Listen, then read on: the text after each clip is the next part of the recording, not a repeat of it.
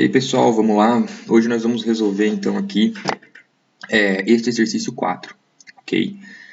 Que diz o seguinte: uma corrente de 1 kg por segundo de água líquida saturada a 85 graus Celsius é obtida pela mistura de duas correntes, como mostrado na figura. Então a gente tem aqui duas correntes, M1 e M2, que elas se juntam e formam essa corrente de mistura, líquida saturada de 1 kg por segundo. Okay? Considerando que as tubulações são revestidas com material de baixa condutividade térmica, ou seja, um processo adiabático, não tem troca de calor com a vizinhança, calcule a vazão mássica das correntes de entrada. Então ele quer saber a vazão de M1 e a vazão de M2. E na letra B ele pede: tal processo é possível de ocorrer? Justifique sua resposta. Ok, pessoal, então vamos lá. Primeira coisa, vocês fazem o desenho, determinam o sistema e classificam o sistema. Como aqui o desenho já está feito, a gente não precisa investir tempo nisso. Vamos direto aqui para a parte do sistema.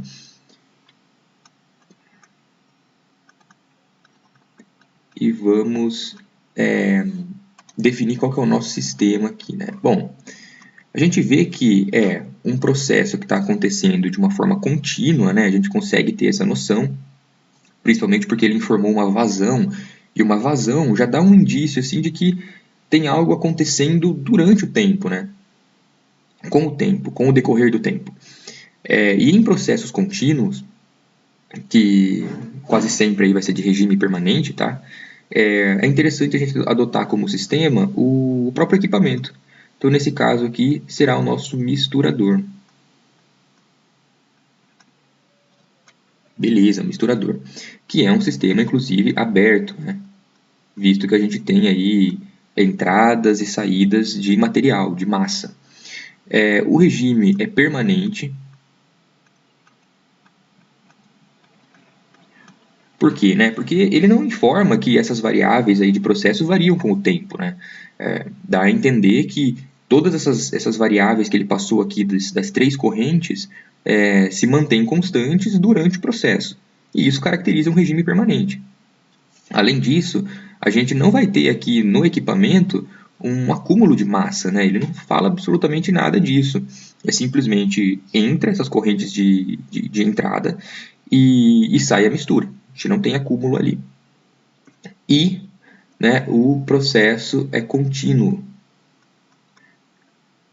O processo é contínuo, porque está sempre entrando e sempre saindo constantemente massa. Beleza, gente. Então, classificamos aí o sistema. Agora a gente vai para o nosso balanço de massa. Beleza. A equaçãozinha do balanço de massa, como a gente já conhece, dm/dt, a variação da massa com o tempo, seria aí a soma de todas as correntes que entram de massa, menos a soma de todas as correntes que saem de massa do sistema. Ok. Como o nosso regime é permanente, então aqui a gente não tem variação de massa com o tempo no sistema, porque não tem acúmulo, né? Beleza. Então isso aqui vai ficar igual a zero, igual as correntes de entrada. Bom, nós temos M1, temos M2 de entrada, e de saída nós temos apenas a MS, que é ali a corrente de saída da mistura. A única que nós sabemos aqui a vazão é a MS, né? Então, se a gente substituir o valor e rearranjar, a gente vai chegar em M1 mais M2 igual a 1 kg por segundo. Então, vejam só, a gente não sabe M1, a gente não sabe M2, inclusive é o que ela pede aqui na letra A, mas nós sabemos que a soma é igual a 1 kg por segundo. Então, nós temos uma equação que nós vamos utilizar para calcular M1 e M2. Só que a gente ainda não pode, a gente ainda não consegue calcular, porque nós temos duas incógnitas. Então, nós precisamos de mais uma equação, certo? De preferência com essas duas incógnitas, para que a gente possa ter duas equações, duas incógnitas e conseguir resolver. E é exatamente o que a gente vai fazer.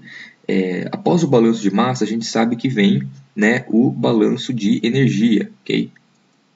Balanço de energia. Vamos colocar aqui a equação dele para a gente lembrar. Então, ó, temos a variação da energia interna com o tempo. Detalhe, eu já estou desconsiderando aqui a energia cinética e a energia potencial aí no processo, tá? Considerando que elas não são significativas frente às outras formas de energia aí que a gente vai ter envolvidas. Então, calor, né, o calor trocado aí com a vizinhança, mais o trabalho de eixo, menos o trabalho de expansão ou compressão, caracterizado aí com uma derivada de volume com o tempo, né, mais a soma das correntes mássicas de entrada vezes a entalpia dessas correntes de entrada, menos a soma das correntes mássicas de saída vezes a entalpia específica dessas correntes de saída.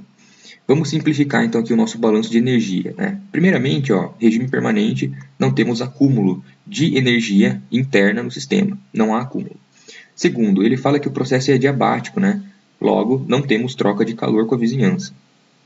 Também não temos trabalho de eixo, porque dentro do nosso sistema, que é esse misturador, nós não temos nenhum equipamento, né, funcionado através de um motor que faça algum movimento, produza algum movimento de giro, né, uma transferência de energia aí, de elétrica para uma energia mecânica, na forma de rotação, como acontece com as bombas, com as turbinas.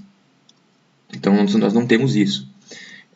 Também não temos trabalho de compressão e de expansão, porque esse sistema é rígido, né? Essas tubulações aí do misturador são sistemas rígidos, eles não vão expandir e comprimir significativamente, né? Pode ter alguma expansão térmica, mas ela é mínima, perto aí das energias envolvidas, né? Então a expansão térmica não entra aqui na questão. Seria o caso, por exemplo, de um cilindro com êmbolo, esse sim apresenta expansão e compressão bem mais significativa, que não é o caso aqui. Então a gente fica só aí com os termos das entalpias, né? Então veja, nós temos a corrente mássica 1 vezes a entalpia dessa corrente 1, mais a corrente mássica 2 vezes a entalpia específica da corrente M2, menos a corrente MS vezes a entalpia específica dessa corrente MS. Ok? Então, esse é o caso aí em que a gente tem apenas essas relações de entalpia, né?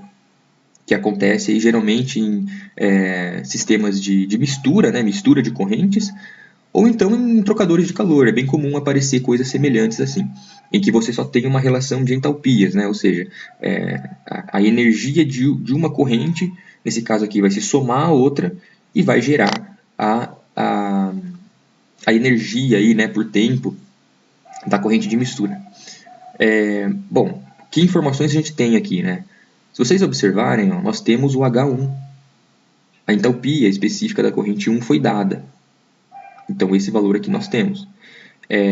Por outro lado, a entalpia específica da corrente 2 nós não temos. Nós temos apenas aqui dados de pressão e temperatura.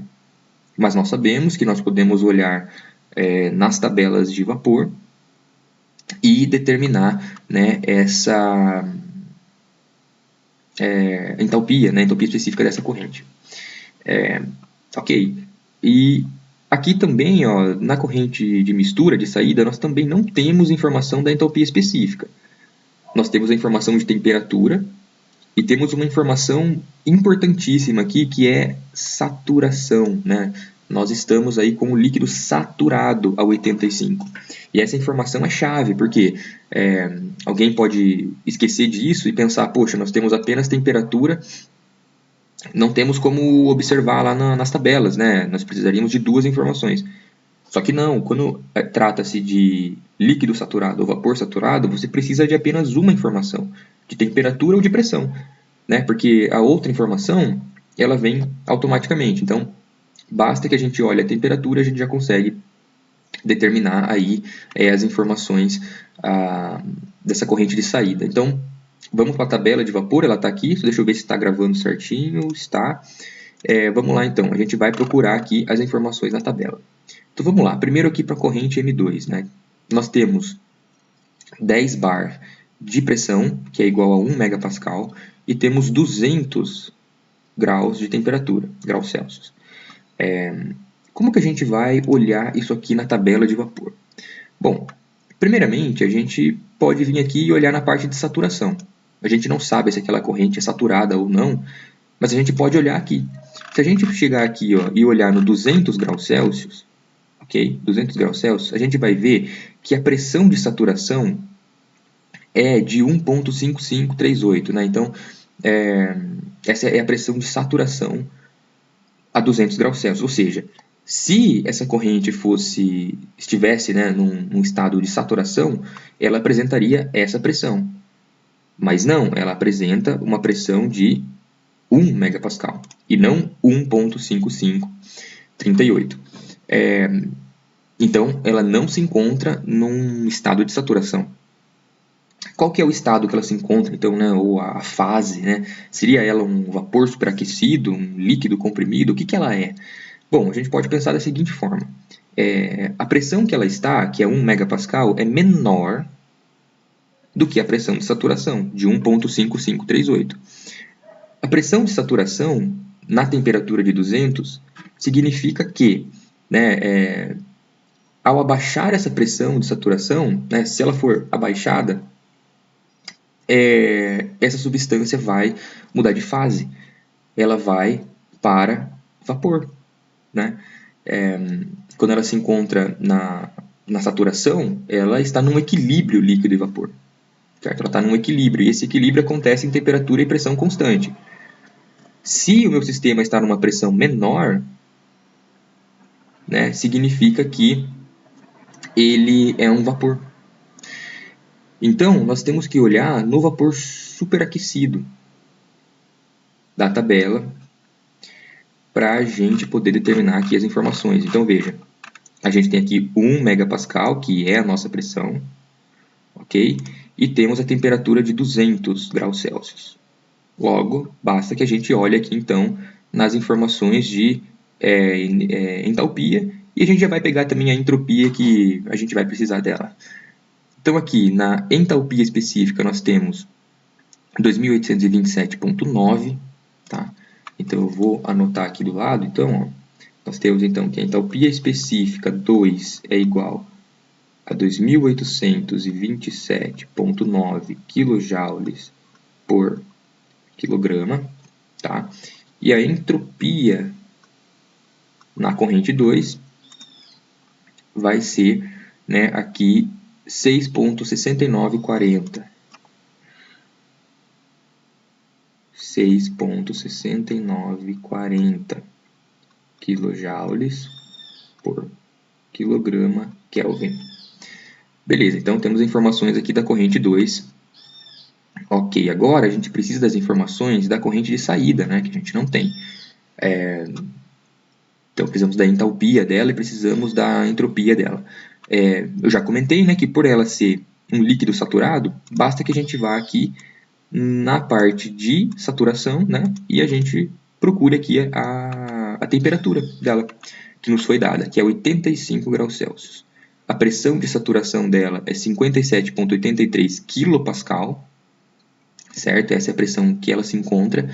E se a gente caminhar aqui na linha, até aqui o ponto de entalpia, né, as colunas de entalpia, a gente vai observar aqui uma entalpia do líquido, porque é um líquido saturado, de 355,9.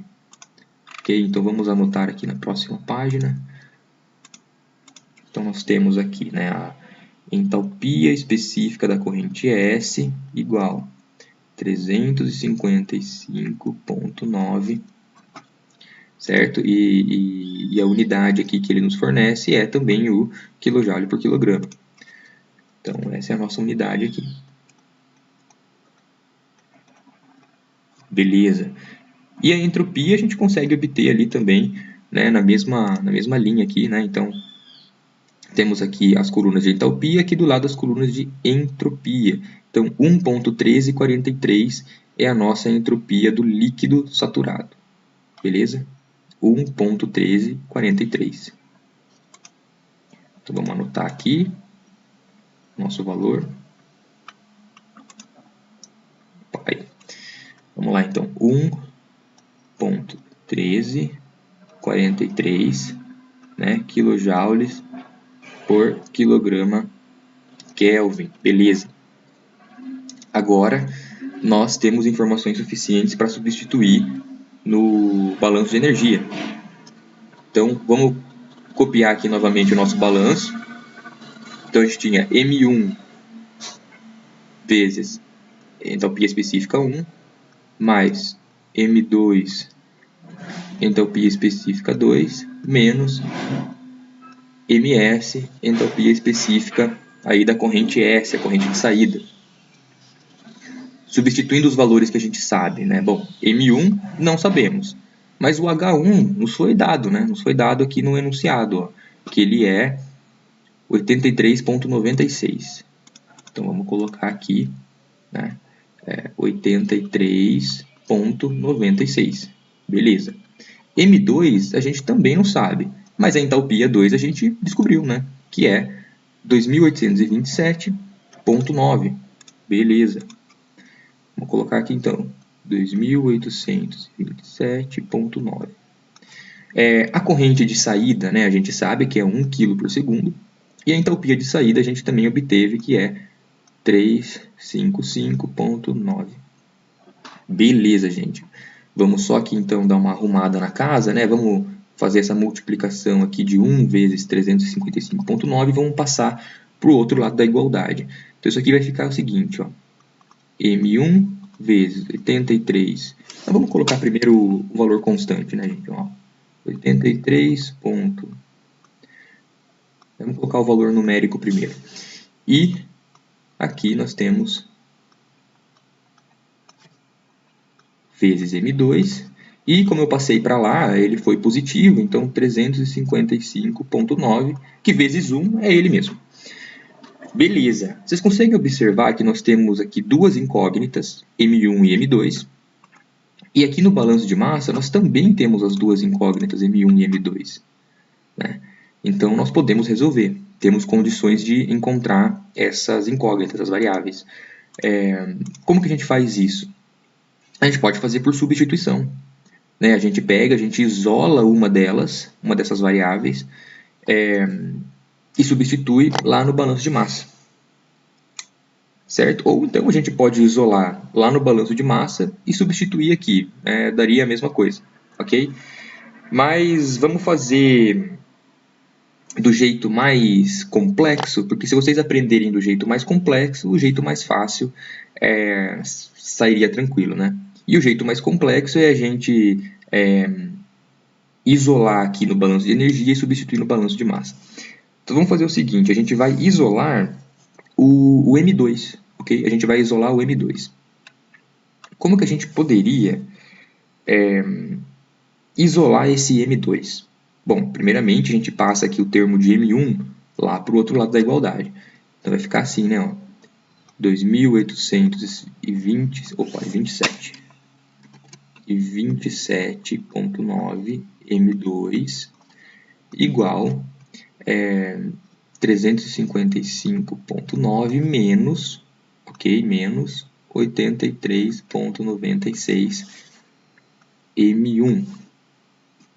Ok? Se queremos isolar o M2, então agora basta a gente passar esse valor numérico aqui dividindo, né, que está multiplicando. Então vai ficar M2 igual tudo isso daqui, ok? Tudo isso daqui dividido por 2.827,9. Beleza? Ok. O que a gente pode fazer aqui? A gente tem, então, dois números em cima subtraindo, né? Claro, aqui tem uma variável, mas eles estão sendo divididos pelo mesmo valor. Então, a gente pode fazer o quê? A gente pode dividir cada um desses termos por esse valor, que é exatamente o que a gente vai fazer. Então, vai ficar aqui, então, M2 igual. Daí a gente faz 355,9 dividido por 2.827,9. Aqui eu já fiz as contas, ó. Eu vou falar para vocês quanto que deu. Só um minutinho. Isso aqui, ó. Deu, então, 0,12 0,258, né? Menos, aí dividindo agora 83,96 dividido, né, por 2.827,9, vai dar 0,02969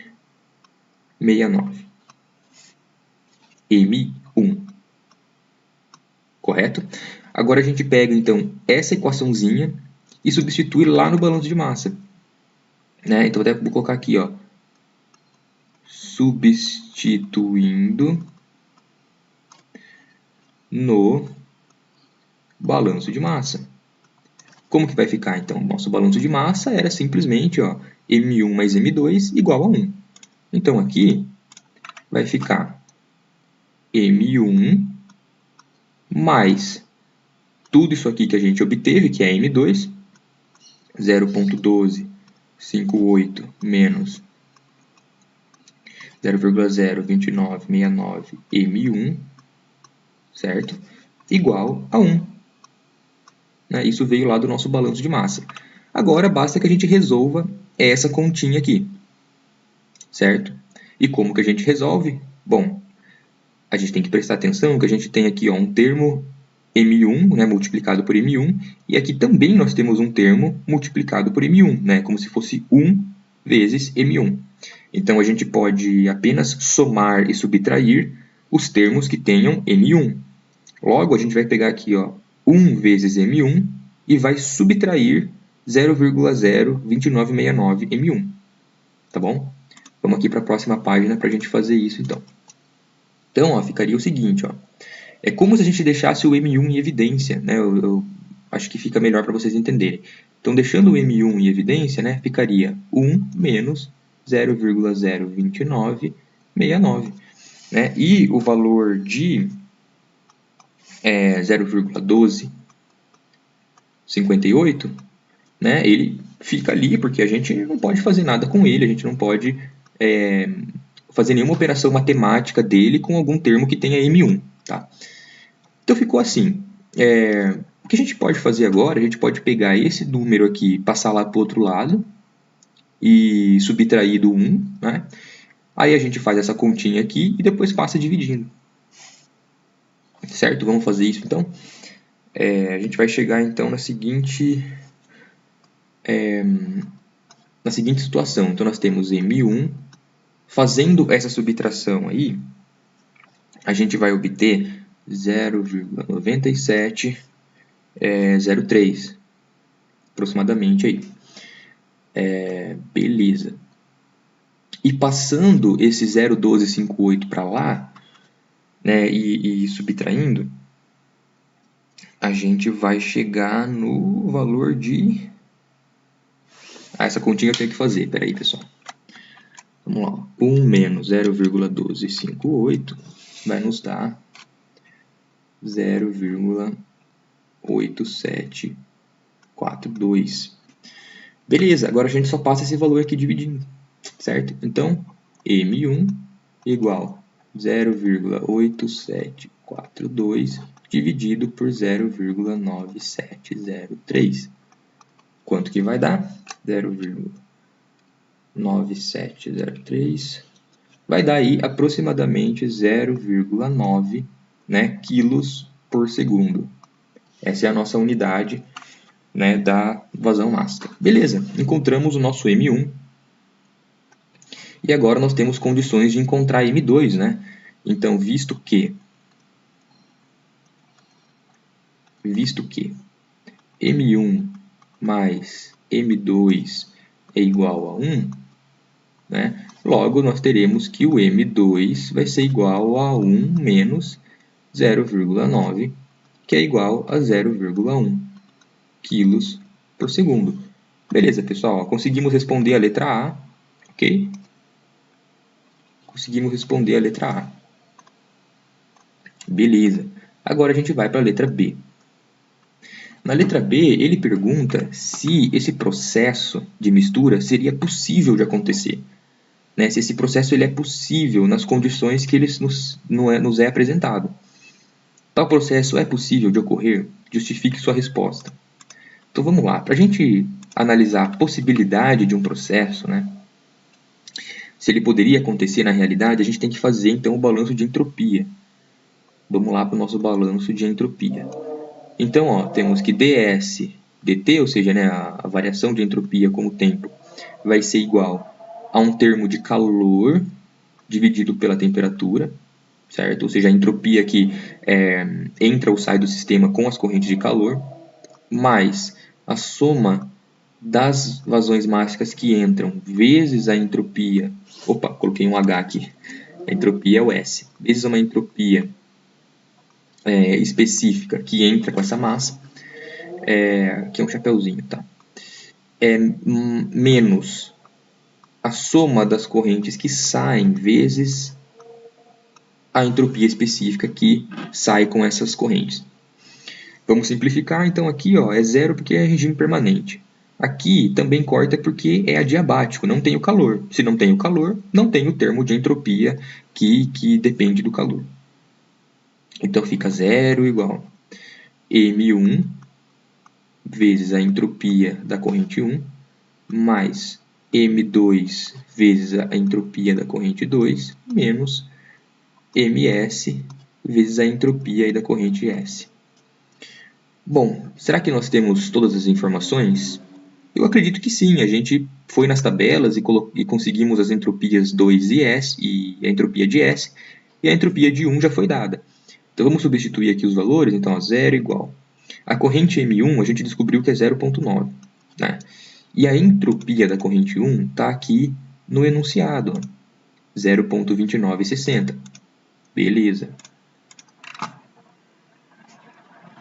0,2960. Mais a corrente M2 é 0,1 kg por segundo. E a entropia da corrente 2 nós obtivemos lá da tabela, né? Que está aqui, ó, 6,6940. Então, vamos substituir aqui. 6,6940. Né? Lembrando que a unidade aqui é kJ por quilograma Kelvin, então está tudo certinho em termos de unidades. Menos a vazão de saída, que nós sabemos, é 1, né? Nos foi dado. E a entropia da saída, que nós obtivemos também na tabela. 1,1343. Maravilha. Então, aqui, vezes 1,1343. Ok. Tá faltando uma coisinha aqui que eu me esqueci no balanço de entropia, tá, gente? Que é o termo de geração de entropia, tá bom? Então, não se esqueçam aí que nós temos o termo de geração aqui. E como nós não sabemos se esse processo é reversível, na verdade, o exercício não fala que esse processo é reversível, então nós temos que considerá-lo como não sendo. Então, esse termo de geração ele deve estar aqui, ok? Nós não podemos fazer nada com ele. Na verdade, é ele a quem nós vamos calcular para saber se o processo é possível ou não, tá bom? Então, não se esqueçam aqui do termo de geração. E vamos fazer exatamente isso. Vamos calcular aqui o termo de geração e ver quanto que dá. Bom, segundo os meus cálculos aqui, né, então resolvendo todas essas continhas, esse termo de geração deu aproximadamente 0,2, certo? 0,2. E aí vem a pergunta, esse processo, então, ele é possível ou não? Bom, 0,2 é maior que zero. Né? Então, se nós temos uma geração maior que zero, geração de entropia, isso está caracterizando um processo real. Por quê? Um processo que é impossível é aquele em que a entropia gerada é negativa. Né? Se a entropia gerada desse negativa, aí seria um processo realmente impossível. Mas aqui deu positiva, né? Uma entropia positiva de geração. Então, que é o que geralmente acontece em processos de mistura, né? Existe uma certa irreversibilidade nesse processo. Ele é irreversível. Ele seria reversível se a entropia gerada desse zero. Mas não, a entropia gerada é 0,2. Então, esse é um processo possível. Então, portanto, é possível. Certo? E aí a gente resolve aqui a nossa questão B, tá bom? Então, é isso. Espero que vocês tenham entendido aí certinho, passo a passo. Se não, vocês podem aí estar entrando em contato para tirar dúvidas, ok? E é isso, gente. Valeu, obrigado.